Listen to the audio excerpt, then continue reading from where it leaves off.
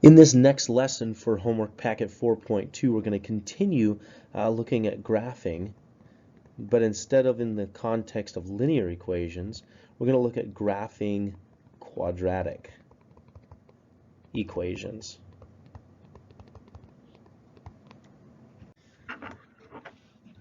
Now, when it comes to a quadratic equation, we have to know that whenever we see an equation is quadratic, that we end up, when we graph it, with a shape that looks like either that or that. Okay, we call them parabolas. You've graphed these before in other math classes. Okay, so again, whenever you see an x squared term in an equation, and that's the largest exponent value, x squared, you know that you're going to get a parabola. Now, what is the most important piece of a parabola? It's the vertex. So to graph this, we're always going to start with the vertex. Okay, so now we have to remember from homework packet 4.1, how do we find the vertex of a quadratic equation? If we remember, to find the x-coordinate of the vertex of a quadratic equation, it's negative b over 2a. In this case, a is 4, b is 8, and c is 2. Remember, this is y equals ax squared plus bx plus c. So our b value is 8. That's going to give me a negative 8 all over 2 times a being 4. So that's a negative 8 over 8, which gives me negative 1. Okay, so that's how we find the x-coordinate of our vertex. To find the y-coordinate, we take that negative 1 and plug it into our equation. So 4 times negative 1 squared plus 8 times negative 1 plus 2. And what do we get when we do that? So negative 1 squared is 1 times 4, okay, is 4, and then minus 8 is negative 4 plus 2 is negative 2. Let's check that on the calculator real quick. 4 times negative 1 squared plus 8 times negative 1 plus 2, we're getting negative 2. So I know the location, the xy coordinate points of my vertex for my quadratic are at negative 1, negative 2. So I'm going to go negative 1, negative 2. There's the coordinate which represents the vertex. Now, from this point, we know that a parabola from the vertex either goes up or it goes down. In this case, do we know which way it goes? To figure that out, remember from homework packet 4.1, all you do is look at that first value, the value of a. If the value of a is positive, we know that our parabola is going to open up. So from here, we know it opens up. But the question is, does it open up that wide, or does it open up narrower, or does it open up even wider from that point? That's what we're seeking to find now as we graph the rest of this. Excuse me. So the best way to continue graphing this is to simply pick values on either side of the vertex and plug them into your equation to find the y values. So I'm going to pick 0. I'm going to pick the x value of 0. Let's plug 0 into this equation. That's y equals 4 times 0 squared plus 8 times 0 plus 2. I think when I do that, I get the value of 2. So when I plug 0 in for x, I'm getting a y value of 2. Okay. Well, what if I pick now a point to the left of my vertex? Okay. Now here's one really, really nice thing.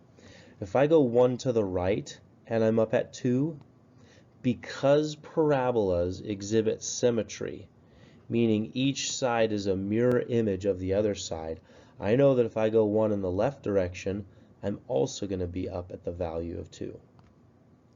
And now you can see from these 2 points that it actually opens fairly narrow.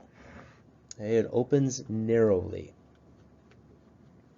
Okay, Now, we're not done. There's actually some other things that we're asked to find here. We've graphed it, okay? Now, when graphing, here's the minimum you need to do. First, find the vertex, determine whether it's going to open up or down, and then pick some points on either side of your vertex, plug them back into your original equation to get what the y values are. You then have a really good idea of how narrow or how wide the parabola is going to be. In our case, it ended up being pretty narrow. Okay? But what does it also ask? Plot and label the x and y intercepts if they exist. Okay? Additionally, plot and label the vertex. Well, I've already got the vertex, so let's label that. Our vertex right here is at the point -1, -2. Okay? But now what about our x and y intercepts? If I look at this, how many times does my parabola, my graph, cross the x-axis? Crosses here and here.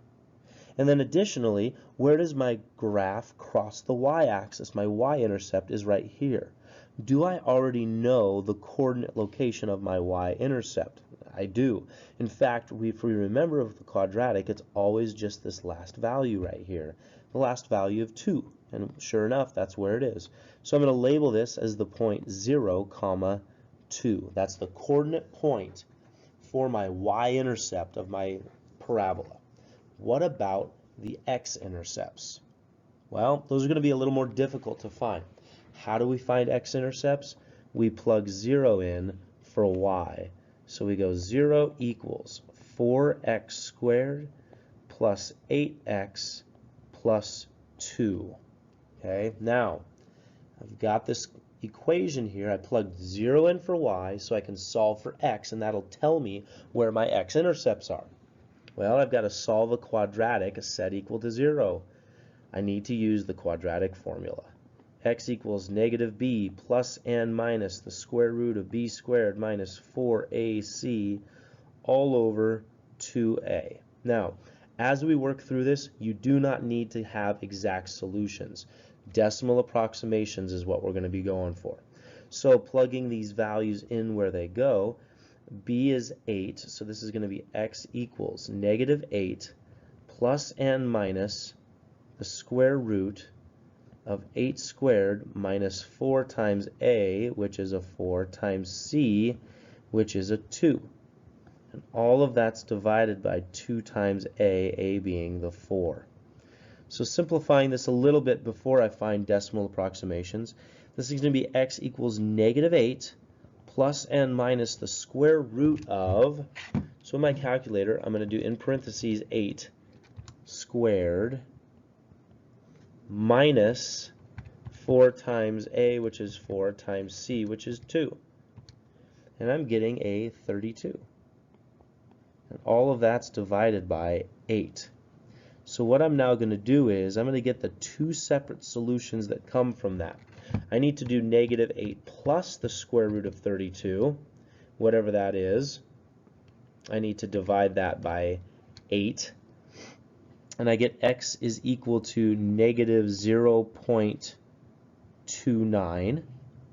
And then I need to do -8 minus the square root of 32 and take that and divide it by 8. And I get -1.71. Question is, do those values match where I expect my x-intercepts to be? And look at this. This point right here looks pretty close to -0.29. So I'm going to label this as -0.29, 0, because that's the coordinate of that point right there. And this x-intercept I'm going to label as -1.71, 0.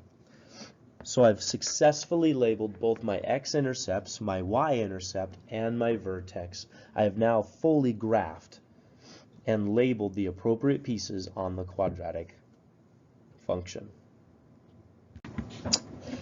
So I'd like to do this one more time, graph a quadratic and label the intercepts. But let's do it in the context of the quadratic being in vertex form. We remember vertex form from 4.1 being y equals a times x minus h squared plus k. Now I know that this is still a quadratic and it's still going to give me this parabola looking shape because I have an x being squared. Yes, the x is in parentheses with something else, but it's still being squared. So the question is, we always want to start with finding the vertex. So how do we find the vertex when we're in this form? Hopefully remember that the vertex is as simple as finding the coordinate hk. Hk being these values from vertex form. So if we look at our equation, now we have to remember opposite on h, right? So in reality, h is going to be not positive 1, but negative 1. And k is negative 3. So negative 1, negative 3. Let's go ahead and plot that. Negative 1, negative 3 is this point right here. Okay. And I know that's the vertex. So from this point, I either open up or I open down. The question is, which do I do? And again, we remember that we go to the very first point, the very first number rather, in the vertex form, the value of a, just like we did in standard form. And I notice that a is a negative. It's negative 2. So because a is negative, I know it opens down. So from my vertex, I know I open down. Now the next question is, do I open down as I have right here? Do I open down wider? Do I open down narrower? So that's the next question to answer. And to do that, we remember that from our vertex, we just pick a point to the left and to the right. I'm going to pick a point to the right. Why? Because it's 0, and 0 is easy to plug in. So if I go y is equal to negative 2 times 0 plus 1 squared minus 3. So I'm plugging x equals 0 in to find out what the y value is at x equals 0. Well, 0 plus 1 is 1. 1 squared is 1.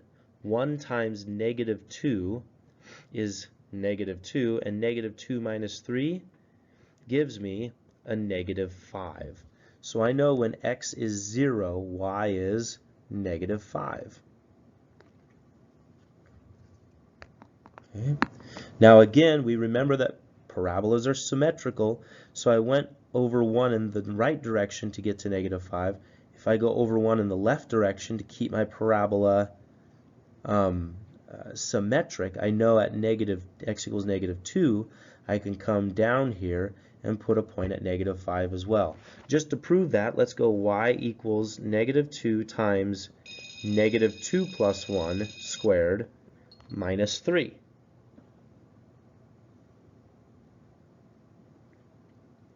So, plugging that in, we got negative 2 plus 1 is negative 1. Negative 1 squared is 1.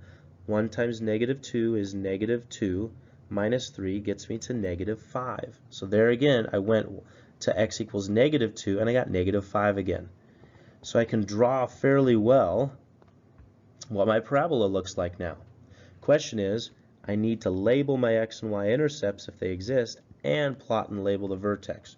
I've got my vertex, so let's do that. Negative 1, negative 3. Now, here's what's interesting. My vertex is below the x-axis and my parabola points down. Is this ever going to have any x-intercepts? The answer is no, because it always goes down from negative 3, never up. So x-intercepts, we've got none. What about y-intercepts? Does my graph cross the y-axis? It does. It crosses right here. And we've already found the coordinate of that point. The coordinate of that point is 0, negative 5. So here's my quadratic, graphed to get my parabola, and I've labeled my vertex and the y-intercept. I didn't label x-intercepts because they don't exist. My graph never actually touches the x-axis.